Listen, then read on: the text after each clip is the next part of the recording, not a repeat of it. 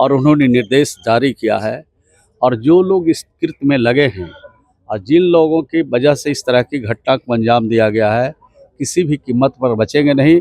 थोड़ा इंतज़ार कीजिए, इंतज़ार कीजिएगा तो सब कुछ आपके सामने होगा। मंत्री जी, घटनाएं हुई है, हम सब लोग इस घटना की निंदा भी करते हैं और इस घटना से दुखी भी हैं, लेकिन किसी भी कीमत पर अपराधी नहीं बचेंगे।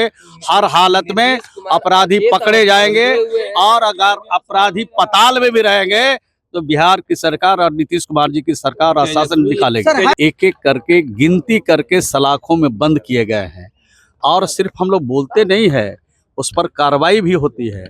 बिहार में लॉ एंड ऑर्डर की स्थिति ठीक नहीं है, लेकिन सत्ता पक्ष के लोग कह रहे हैं कि देखिए बिहार में सुशासन राज स्थापित है।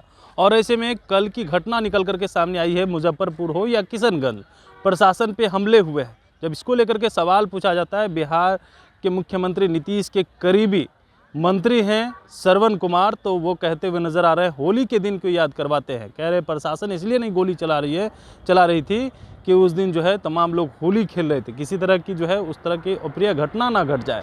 लेकिन कल की घटना पर जो है वो घुमा फिरा करके जवाब दे रहे हैं, कह रहे हैं जो लोग भी गलत करेंगे उसके ऊपर कार्रवाई होगी। वहीं बिहार के उप मुख्यमंत्री सम्राट चौधरी जो है एक विशेष जाति को लेकर के कह रहे हैं कि विशेष जाति के लोग बिहार में अपराध कर रहे हैं। तो क्या कुछ कहते हुए नजर आ रहे हैं मंत्री श्रवण कुमार, सबसे पहले आप वो सुने। तो ये समस्तीपुर में घटना घटी है और अररिया में जो घटना घटी है, उन्होंने एक तरीके से बोला फलना यादव है, फलना यादव है, फलना यादव है।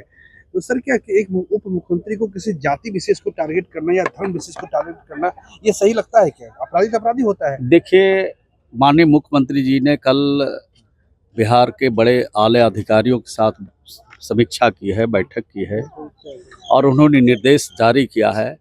और जो लोग इस कृत्य में लगे हैं और जिन लोगों की वजह से इस तरह की घटना को अंजाम दिया गया है, किसी भी कीमत पर बचेंगे नहीं। थोड़ा इंतज़ार कीजिए, इंतज़ार कीजिएगा तो सब कुछ आपके सामने होगा। मंत्री जी, आप इंतजार करने की बात कर रहे हैं, लेकिन लगातार प्रशासन पे हमले हो रहे हैं, किशनगंज हो, मुजफ्फरपुर हो, कल भी हमले हुए हैं।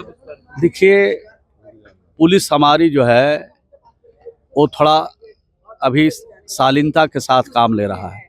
आप सोच सकते हैं कि किस तरह से पुलिस आज इस तरह का भाईचारा के साथ, प्रेम के साथ, और आपने अखबार में देखा हमारे पुलिस के बड़े अधिकारी ने बयान दिया है कि वहाँ पर उत्सव का, होली का काम चल रहा है। तो होली खेल रहे हैं लोग, और वैसे समय में अगर पुलिस फायरिंग करती, वैसे समय में पुलिस अगर कुछ अपनी कार्रवाई करती तो लोग कहते कि ये पुलिस जो है वो आज निरंकुश हो गई है, ये सरकार और शासन निरंकुश हो गई है। इसलिए इन चीज़ों की समीक्षा हो रही है, जांच हो रही है और जांच के बाद पूरी कार्रवाई होगी। थोड़ा इंतजार कीजिए। कल भी ये घटना घटी है, कल भी ये घटना मैं मानता हूँ आप कोई गलत बात नहीं कह रहे हैं, घटनाएं हुई है, हम सब लोग इस घटना की निंदा भी करते हैं और इस घटना से दुखी भी हैं। और इस घटना में जिनके परिवार को इस संकट की घड़ी में धैर्य रखने की अपील भी करता हूं, लेकिन किसी भी कीमत पर अपराधी नहीं बचेंगे।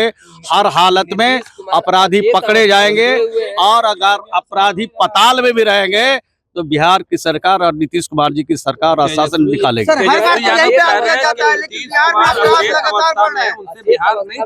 आपने देखा है कि जो भी इस तरह के कृत्य करने वाले लोग हैं, एक एक करके गिनती करके सलाखों में बंद किए गए हैं और सिर्फ हम लोग बोलते नहीं है, उस पर कार्रवाई भी होती है। और ऐसी कार्रवाई होती है कि वो दूसरी कार्रवाई इस तरह के होने के पहले वो पूरी तरह से उनका पूरा सफाया हो जाता है। लैंड फॉर जॉब में लालू परिवार को समन आया राबड़ी देवी से पूछताछ करने के लिए। राबड़ी देवी से पूछताछ होगी तो कानून अपने हिसाब से काम करता है, किसी पर मुकदमा होता है, किसी पर आरोप लगता है, तो कानून अपने हिसाब से काम करता है। इस पर हम कोई टिप्पणी नहीं करना चाहते। चलिए, धन्यवाद। आपने सुना, उनका कहना था कि देखिए विशेष जाति के जो लोग भी हैं, जांच का विषय है और जांच में जो लोग भी दोषी पाए जाएंगे उसके ऊपर कार्रवाई होगी। कमलेश कुमार, लाइव बिहार, पटना।